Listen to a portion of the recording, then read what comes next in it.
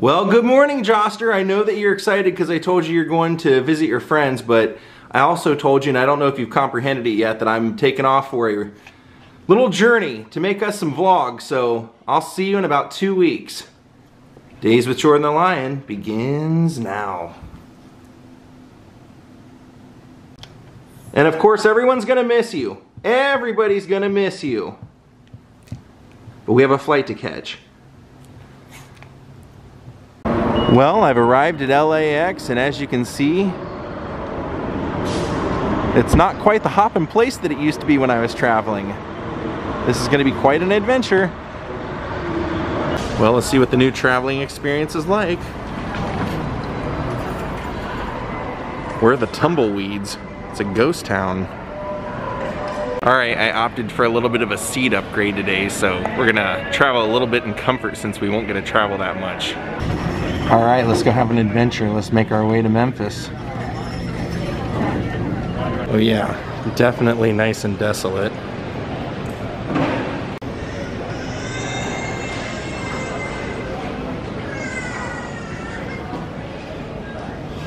Gotta get a little coffee before the flight.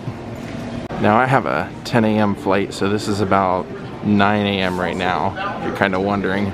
It's kind of crazy just to see how few people are taking up the seating. Usually all the seats are taken when you travel. At least when I travel. I'm really looking forward to this trip, actually. So here are all the guidelines for travel now.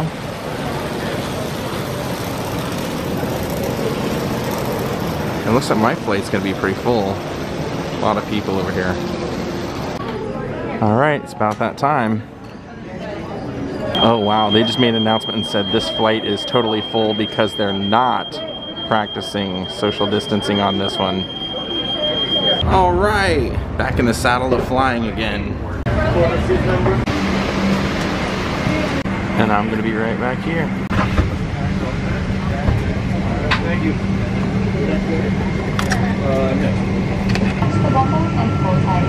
Once outside, pull the tab to make your left or blow into the right tube on the side.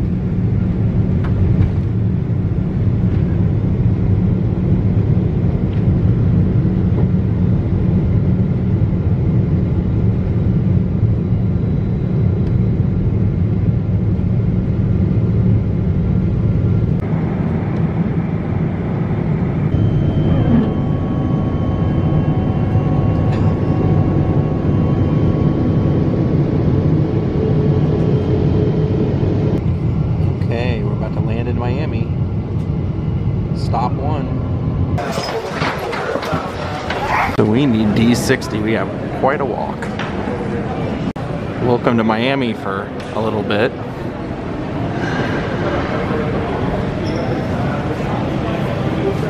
I can sure agree with that. At this point, I'll take one or the other. I'm not gonna get greedy. All right, we'll be out of here shortly. Don't worry, even though we're landing in the evening, I'm not gonna end the vlog because there's something I wanna go vlog tomorrow, which will still be in this vlog that you guys are watching. So we're gonna go see something cool today. It's not just travel. This is a smaller plane, so a little different entryway. Next stop, Memphis. Travel, fun, fun, fun. Here's our ride.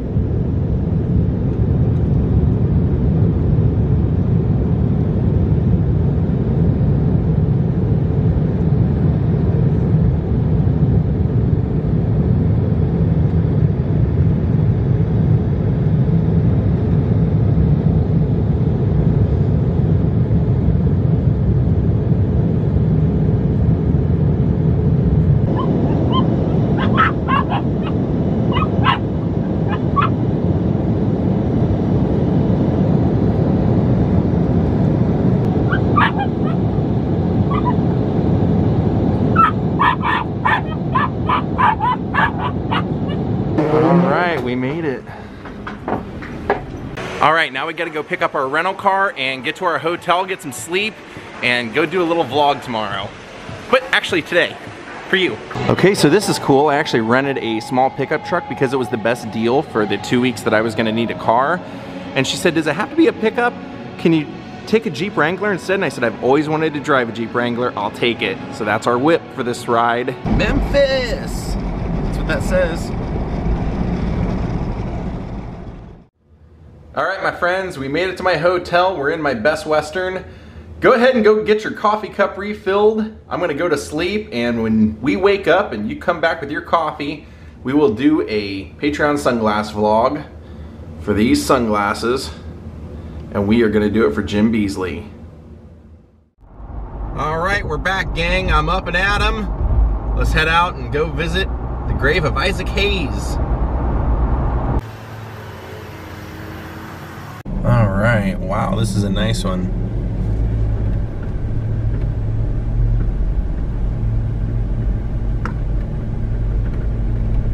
This is a very picturesque cemetery. We're gonna check out the Crystal Grotto while we're here as well, but let's stop and see Isaac Hayes first. I'm a big fan of Isaac Hayes. You don't suppose these arrows are pointing us to him, do you? Now, kind of from what it looks like online, Isaac is actually right across the street from the Crystal Grotto.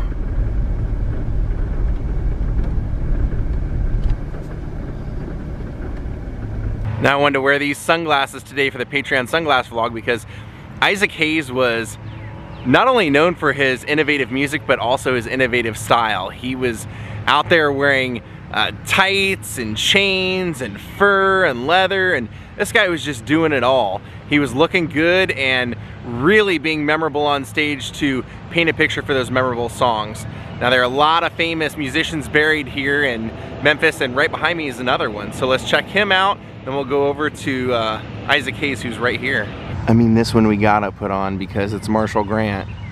Marshall Grant was Johnny Cash's bass player. See?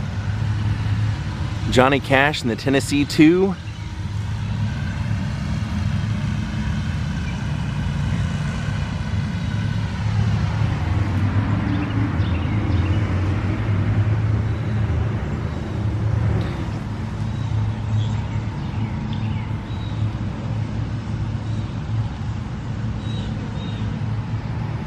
And then I believe Isaac Hayes is right over here. And I'll tell you why I really wanted to do Isaac Hayes. When I heard the theme song for Shaft, it blew my freaking mind. I think this is him right here. I heard he has a really amazing headstone. Oh yeah, there's Black Moses. There he is. Wow. Kind of reminds me of Don Knotts' headstone. Kind of chronicles his whole life. Look at that. You see that? Yes, he was a king. He was an African king in New Guinea. Opened schools there, opened restaurants, had cookbooks. He was chef on South Park. And there's his whole life chronicled. Oh, there he is with Dave. Isaac Hayes and Dave Porter formed a songwriting duo and ended up writing a lot of hit songs for Stax Records for Carla Thomas, Sam and Dave. And there's some of that amazing style I was talking about with the chains, and oh yeah, there's Shaft.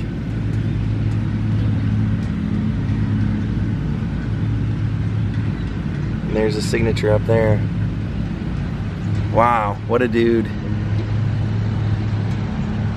Now he was actually born in Covington, and his mom died when he was 1. So he was raised by his grandparents, and they moved to Memphis, which was the city, and his grandpa became disabled pretty quickly. So it was his grandma and he and his sister that had to figure out ways to make ends meet as he was growing up. And as a teenager, he taught himself how to play keyboard and piano and sax, and ended up joining bands and was actually playing in jazz clubs. Like, he was singing in jazz vocal groups, and he was doing gospel and different things.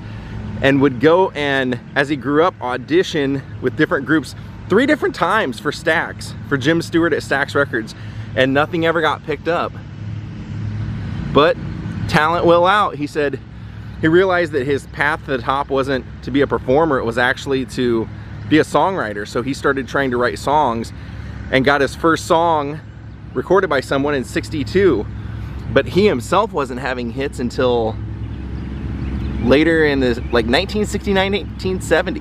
And how that happened was he had went in with another group as the keyboard player, and Jim Stewart said, "Hey Isaac, do you want to be a staff musician? Booker T went to school and I need a keyboard player." So Isaac Hayes became the keyboard player for Stax, and his first session, he said, was working with Otis Redding. And he said it was just mind-blowing to see how soulful and how talented Otis Redding was right in front of his very eyes. And Isaac started using his in there as a musician to write songs and show them to Stax, who was then, you know, working on like this hit factory, releasing so many records a year. And eventually Isaac was asked to help produce some of the records because they had so many coming out that month that they couldn't keep up.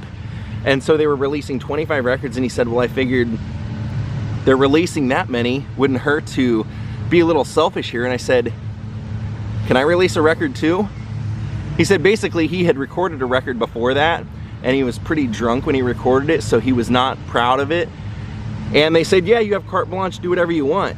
So he ended up taking his time and recorded Hot Buttered Soul, which was very groundbreaking because you didn't have a full like 10, 12, 14 songs. It was 4 songs on 2 sides of an LP. They were long tracks. They weren't written to be hits. He was actually creating like a concept, making it something that people wanted to buy the album and not just the single.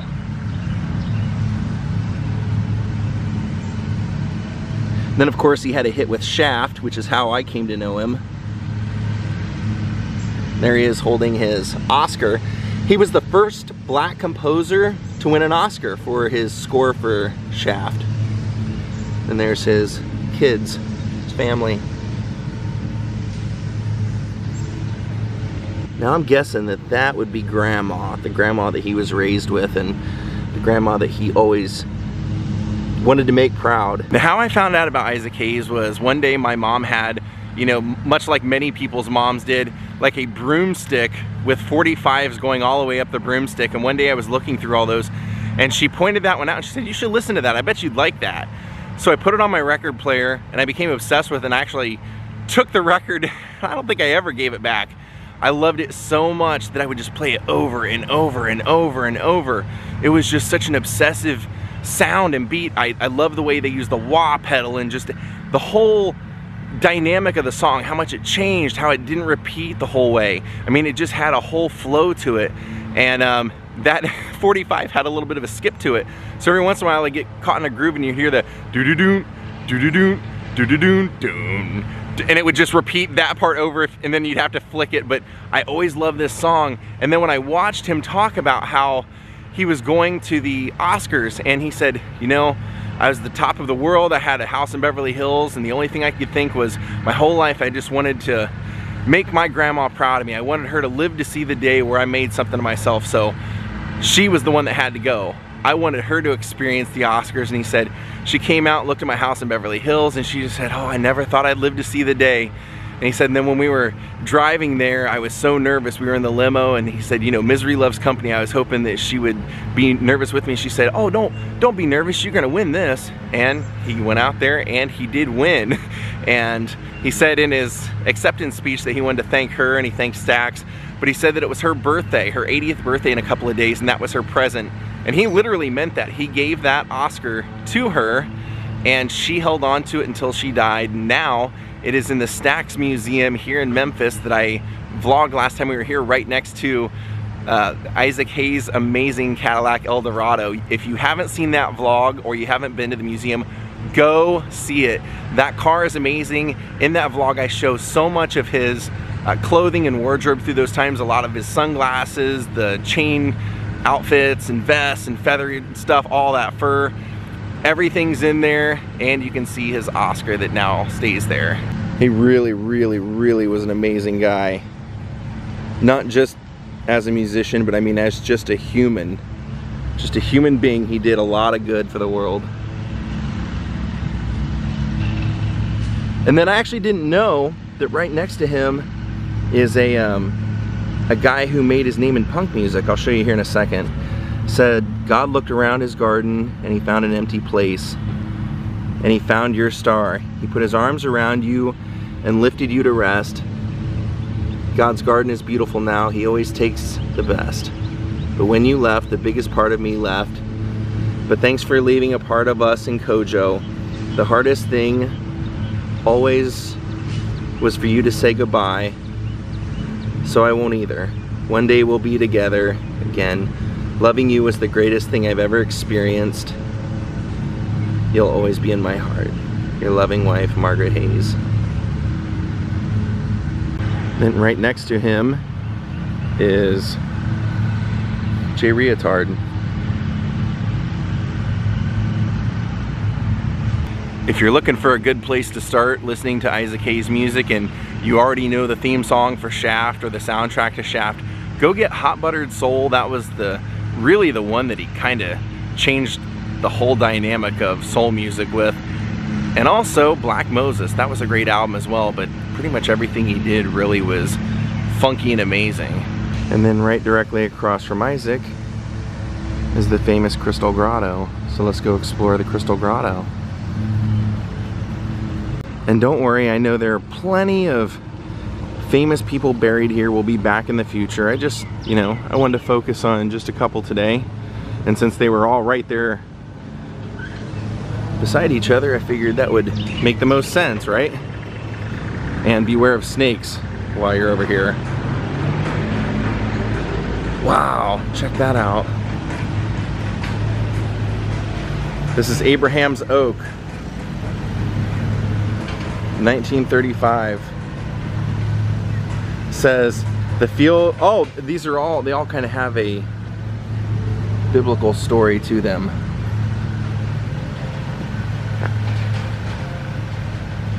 We'll just take the path, we won't, I'm not gonna read them all.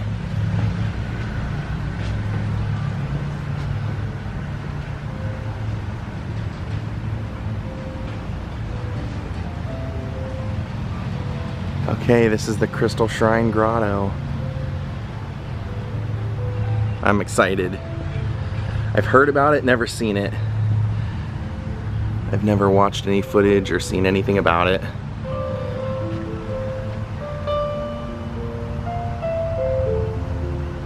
Oh, take a look.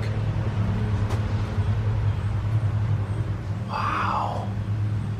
Holy Moses.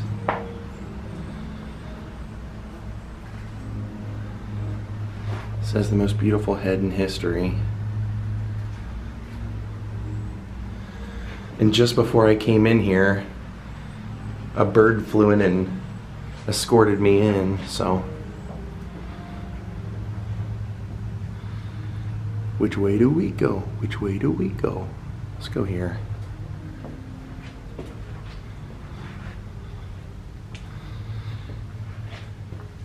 Try and just give you the whole feel without getting my shadows in here. The way they have it lit, it might be a little difficult.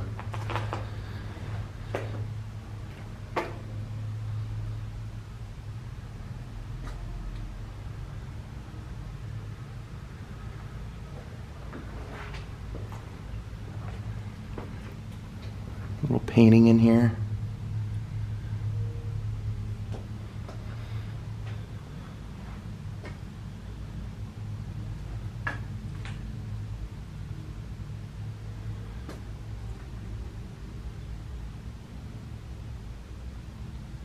Oh, I found the bird. He just flew up here. There's a little nest up here. I'm not gonna bug you guys, I promise. I'm gonna bug the art. Jesus in the temple.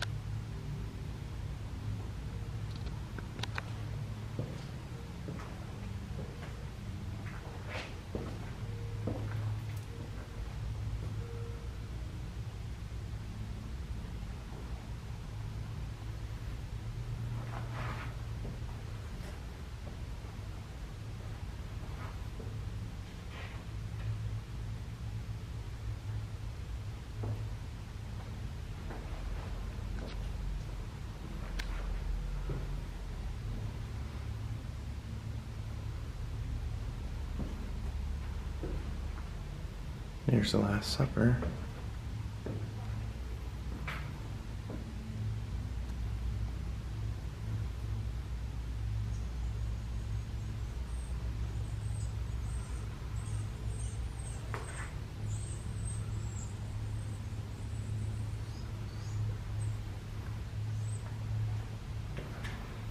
How cool is this place? There's the crucifixion.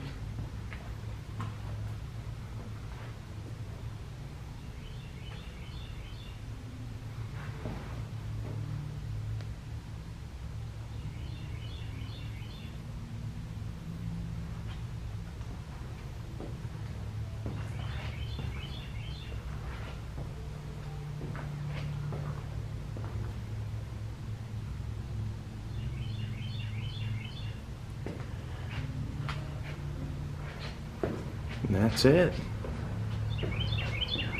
And this little section's called God's Garden, right outside the grotto. Now we're gonna go check out a little bit more. Follow the pathways.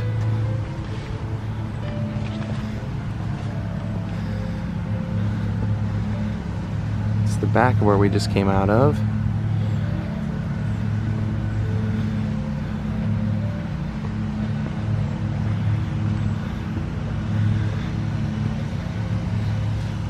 So now we'll go back down and around the fountain, back through the tree that we first went in.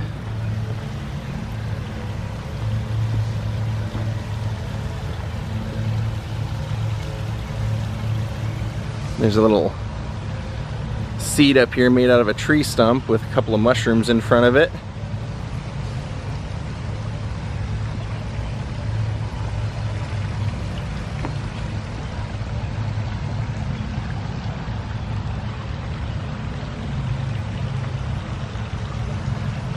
That is cool.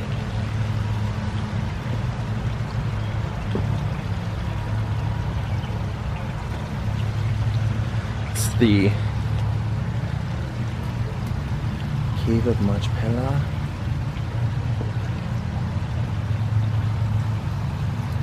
And you can see right over here is where Isaac's buried. Right there.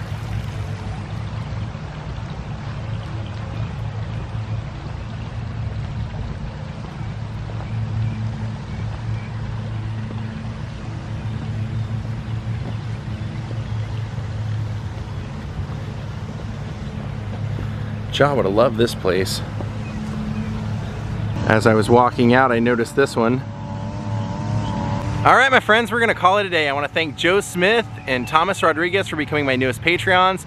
Thank you all for watching, and Jimmy Beasley, I hope you enjoyed your Patreon sunglass vlog. We'll see you all next time from right here in Memphis, Tennessee. Have a great night and goodbye.